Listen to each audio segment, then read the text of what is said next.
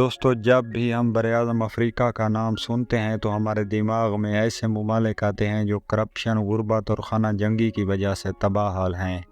لیکن آج کی اس ویڈیو میں ہم افریقہ کے ایک ایسے ملک کی سیر کرنے والے ہیں جو باقی تمام افریقی ممالک سے یکسر مختلف ہے۔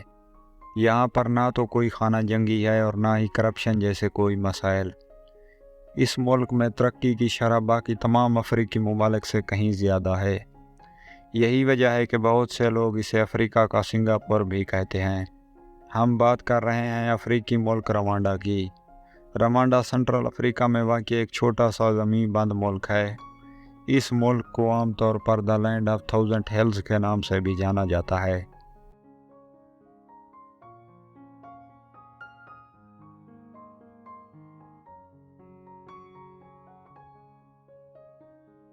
روانڈا کی اگر تاریخ پر نظر دوڑائی جائے تو اس خطے میں شروع سے ہی دو نسلی گروہ رہتے آ رہے ہیں۔ ایک گروہ کا نام ہوتو جبکہ دوسرے گروہ کا نام توتسی ہے۔ ان دونوں گروہوں کے رسم و رواج ایک دوسرے سے مختلف ہیں اور ان گروہوں کی آپس میں بھی بالکل نہیں بنتی۔ بس اسی چیز کا فائدہ یورپین طاقتوں نے بھرپور اٹھایا۔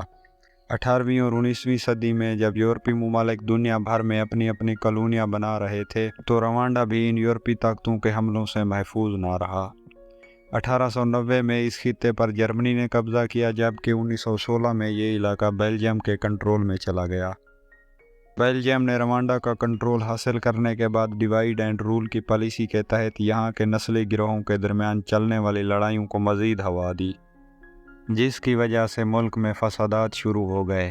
فسادات کی ایک بڑی وجہ یہ بھی تھی کہ روانڈا کی 85% آبادی ہوتو قبائل پر مشتمل تھی جو کہ ہر لحاظ سے پسماندہ تھے، جبکہ 15% آبادی توتسی تھی جو کہ روانڈا کی ایلیٹ کلاس سمجھی جاتی تھی اور بڑے بڑے حکومتی اداروں پر بھی توتسی لوگوں کی اجارہ داری تھی۔ اس کے علاوہ کچھ انتہا پسند سیاستدانوں اور روانڈا کے میڈیا نے جلتی پر تیل کا کام کیا، جس کی وجہ سے ہوتو اور توتسی کمیونٹی میں نفرت بڑھتی ہی چلی گئی اور اس نفرت کا مظاہرہ 1994 کے فسادات کی صورت میں دنیا کے سامنے آیا۔ یہ فسادات اپریل سے جولائی تک تقریباً 100 دن تک چلتے رہے جس میں تقریباً 10 لاکھ لوگوں کی جان چلی گئی۔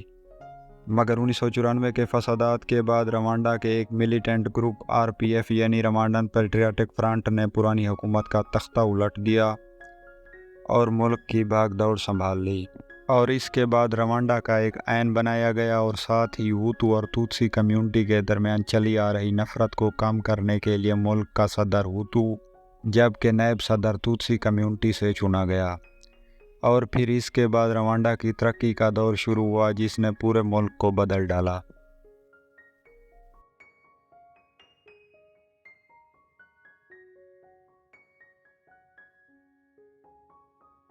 اگر بات روانڈا کے محل وقوع کی جائے تو اس کے مغرب میں کانگو، شمال میں یوگانڈا، مشرق میں تنزانیہ اور جنوب میں برونڈی واقع ہے۔ روانڈا ایک زمین بند ملک ہے اور اس کی سرحد سمندر کے ساتھ نہیں لگتی۔ روانڈا کا کل رقبہ 26,338 مربع کلومیٹر ہے اور رقبے کے لحاظ سے یہ ملک دنیا میں 144 نمبر پر شمار کیا جاتا ہے۔ روانڈا کی کل آبادی 1,26,00,000 افراد پر مشتمل ہے اور آبادی کے لحاظ سے یہ ملک دنیا میں 76 نمبر پر شمار ہوتا ہے۔ روانڈا کے تقریباً 20% لوگ شہروں میں جبکہ باقی 80% لوگ دیہاتوں میں رہتے ہیں اور کھیتی باڑی کر کے گزر بسر کرتے ہیں۔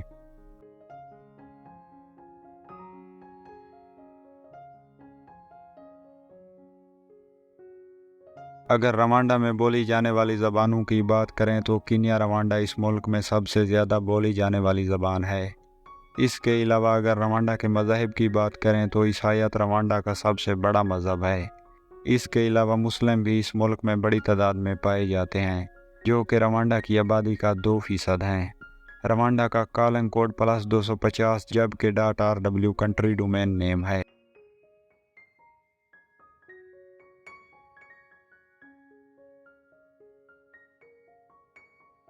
کیگالی روانڈا کا دارالحکومت اور سب سے بڑا شہر ہے۔ اسے افریقہ کے سب سے منظم شہروں میں سے ایک سمجھا جاتا ہے۔ یہ شہر اتنا صاف ستھرا ہے کہ اس کی سڑکوں پر آپ کو کوڑا کرکٹ کہیں نہیں ملے گا۔ इसके अलावा हर महीने के पहले और तीसरे इतवार को किगाली में कार फ्री दिन के तौर पर मनाया जाता है। इन 2 दिनों में किगाली की सड़कों पर कोई कार आपको दिखाई नहीं देगी, बल्कि साइकिल सवार और पैदल चलते लोग ही दिखाई देंगे। ये दिन मनाने का मकसद अपने मुल्क को फ़िज़ाई आलूदगी से पाक करना है। यही वजह है कि साल 2017 में अक़वाम मुत्तहिदा ने किगाली को अफ्रीका का सबसे खूबसूरत शहर करार दिया था।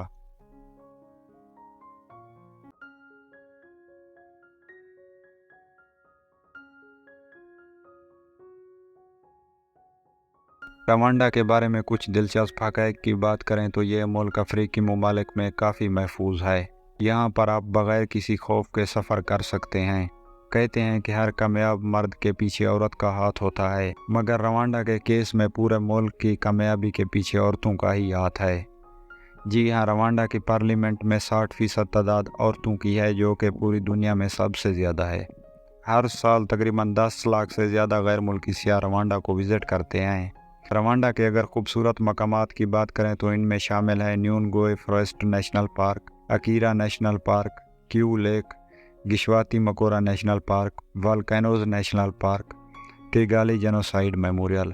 इसके अलावा भी रवांडा के कई खूबसूरत मकामात हैं जिनको आप विज़िट कर सकते हैं। रवांडा में पैदा होने वाली कॉफ़ी को दुनिया की बेहतरीन कॉफ़ी में से एक समझा जाता है।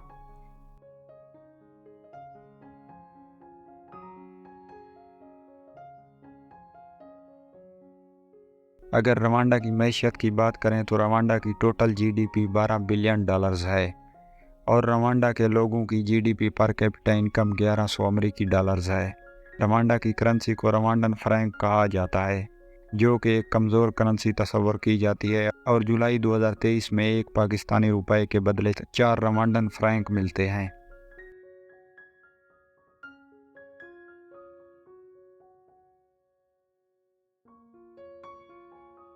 एक वक्त था कि रवांडा में नस्ल परस्ती के मसाइल की वजह से तालीम पर कोई तवज्जो नहीं दी जाती थी और 1978 में रवांडा में शरह ख़वानगी सिर्फ 38% थी, मगर आज के दिन रवांडा में शरह ख़वानगी 70% से ऊपर पहुंच चुकी है। वहीं पर सेहत के हवाले से बात करें तो रवांडा में सेहत का निज़ाम भी बाकी तमाम अफ्रीकी ममालिक से कहीं ज़्यादा एडवांस है। अगर किसी को भी एमरजेंसी में खून या किसी मेडिसन की ज़रूरत पड़ जाए तो इसके लिए रवांडा में ड्रोन की सहूलत भी मौजूद है।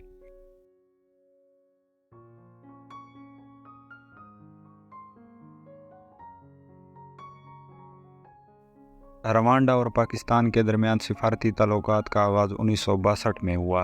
पाकिस्तान और रवांडा एक दूसरे से 5000 किलोमीटर दूर हैं। रवांडा पाकिस्तान से वक्त के लिहाज से 3 घंटे पीछे है। अगर आप पाकिस्तान से रवांडा सैर के लिए जाते हैं तो आपको किसी वीज़े की ज़रूरत नहीं पड़ती। तो ये थी रवांडा के मुतालिक एक इन्फॉर्मेशनल वीडियो। आपको ये वीडियो कैसी लगी हमें कमेंट सेक्शन में ज़रूर आगाह करें। शुक्रिया।